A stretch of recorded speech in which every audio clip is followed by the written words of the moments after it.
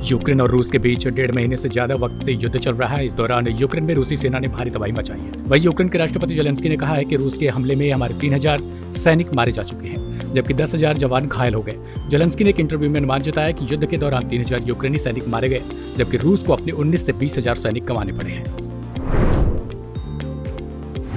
रूस यूक्रेन युद्ध बीते 52 दिन से चल रहा है। ऐसे में दोनों ही देशों के हजारों सैनिकों की मौत हो चुकी है। इस बीच यूक्रेन के राष्ट्रपति जेलेंस्की ने एक इंटरव्यू में अनुमान जताया कि युद्ध के दौरान करीब 3000 यूक्रेनी सैनिक मारे गए, जबकि रूस को अपने 19 से 20,000 सैनिक गंवाने पड़े। जेलेंस्की ने कहा कि करीब 10,000 यूक्रेनी सैनिक घायल हुए। हालांकि उन्होंने कहा कि यह कहना मुश्किल है कि इन जख्मियों में से कितने जिंदा बच पाएंगे। वहीं रूसी सैनिकों पर आरोप लग रहे हैं कि वो नागरिकों को भी अपना निशाना बना रहे हैं, क्योंकि क्षेत्रीय पुलिस बल के प्रमुख एंड्री नेबितेव ने बताया कि रूसी सेना की वापसी के बाद यूक्रेन की राजधानी कीव क्षेत्र में 900 से ज्यादा नागरिकों के शव मिले हैं। शवों को सड़कों पर छोड़ दिया गया था, अस्थायी रूप से दफनाया गया था। उन्होंने पुलिस के आंकड़ों का हवाला देते हुए बताया कि 95% हताहतों की मौत स्नाइपर की आग और बंदूक की गोली से हो गई है।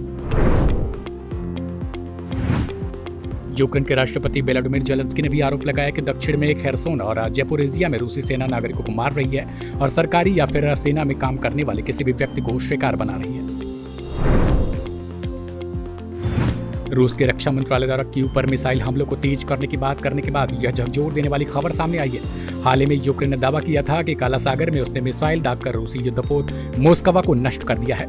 इसके अलावा रूसी इलाके में आवासीय भवनों पर यूक्रेनी सेना पर हवाई हमले शुरू करने के भी आरोप लगे हैं। इसके जवाब में रूस के रक्षा मंत्रालय ने कीव पर मिसाइल हमलों को बढ़ाने की बात कही है।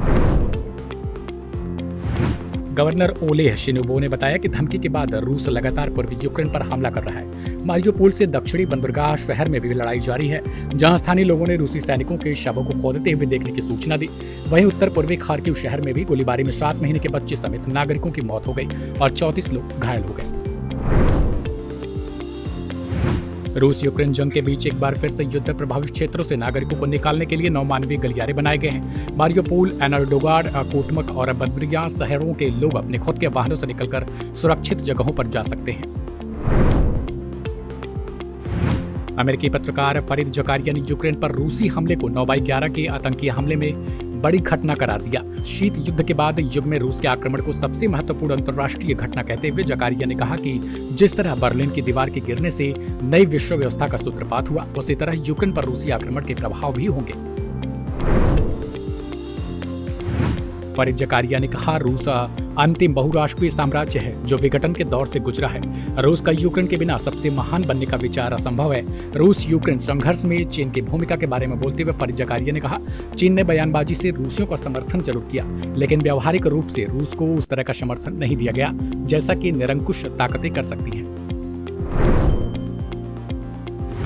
रूस यूक्रेन युद्ध को 52 दिन हो चुके हैं। दोनों देशों के बीच जंग थमने की बजाय और भी ज्यादा भड़कती जा रही है। यूक्रेनी सैनिक ने बड़े स्तर पर रूस को जवाब देना शुरू कर दिया। हाल ही में यूक्रेन ने दावा किया कि काला सागर में उसने मिसाइल दागकर रूसी युद्धपोत मोस्कवा को नष्ट कर दिया है। इसके अलावा रूसी इलाके में आवासीय भवनों पर यूक्रेनी सेना पर हवाई हमले शुरू करने के भी आरोप लगे हैं। यूक्रेन और रूस के बीच 1.5 महीने से ज्यादा वक्त से युद्ध चल रहा है। इस दौरान यूक्रेन में रूसी सैनिकों ने भारी तबाही मचाई। वहीं यूक्रेन के राष्ट्रपति जेलेंस्की ने कहा कि रूस के हमले में हमारे 3000 सैनिक मारे जा चुके हैं। रूसी सैनिकों ने कीव क्षेत्र छोड़ने से पहले नागरिकों की कारों और घरों में बॉबी ट्रैप लगा दिए, जिसमें कई स्थानीय लोग घायल हो गए और एक व्यक्ति की मौत हो गई। कीव ओब्लास्ट की पुलिस ने प्रमुख एंड्री नेबितेव से जानकारी दी। एक बॉबी ट्रैप एक तरह शिकार करने का अस्त्र है जिसका उद्देश्य किसी इंसान या जानवर को मारना या नुकसान पहुंचाना होता है।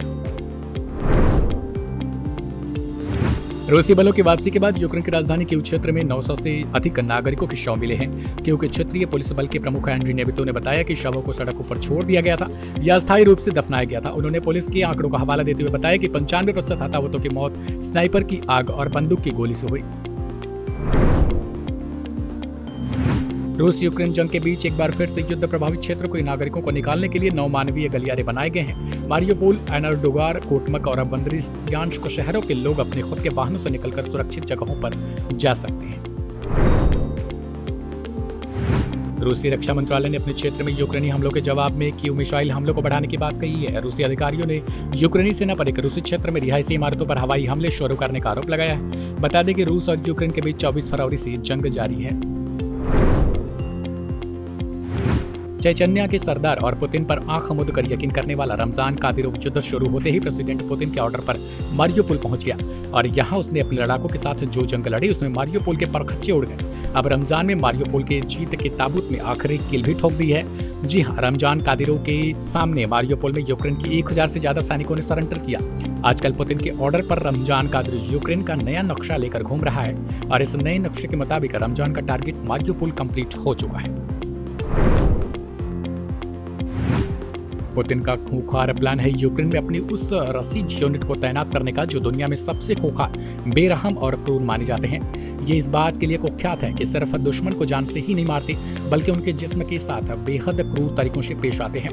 ऐसी यूनिट के सैनिक दुश्मन को मारने के बाद उनके जिस्म से कान, नाक और बाकी हिस्से काटकर अपने पास निशाने के तौर पर रख लेते हैं और फिर बड़े गर्व से एक दूसरे को जिस्म के तोहफे मुफ्त में देते हैं। रूस और यूक्रेन के बीच में भीषण युद्ध जारी है। युद्ध में बड़ा नाटकीय मोड़ तब आया जब यूक्रेन की तरफ से रुद्र का युद्धपोत मॉस्को तबाह कर दिया गया। अब रूस की तरफ से जवाबी कार्रवाई कर दी गई है। बताया गया है कि रूसी सेना ने कीव में ताबड़तोड़ मिसाइल हमला किया था। नेपच्यून मिसाइल बनाने वाले संयंत्र को भी उड़ा दिया गया है। अब रूस ने एक तय रणनीति के तहत नेपच्यून मिसाइल बनाने वाले संयंत्र को अपने निशाने पर लिया है। ऐसी जानकारी है कि यूक्रेन की तरफ से रूसी युद्धपोत को इसी मिसाइल के जरिए तबाह किया गया था। ऐसे में भविष्य में यूक्रेन दोबारा ऐसा हमला न कर सके, इसलिए सीधे संयंत्र को ही उड़ा दिया गया है। अभी रूस और यूक्रेन के युद्ध के 52 दिन हो गए हैं। दोनों तरफ से ताबड़तोड़ हमले जारी हैं। जमीन पर भारी तबाही का मंजर देखने को मिल रहा है। दोनों देशों के बीच कई दौर की बातचीत जरूर हुई लेकिन ज्यादा सफलता हाथ नहीं आई। न रूस हार मानने को तैयार दिख रहा है, न ही यूक्रेन सरेंडर करने का मन बना रहा है। ऐसे में हर बीतते दिन के साथ ये युद्ध और ज्यादा भयावह होता जा रहा है।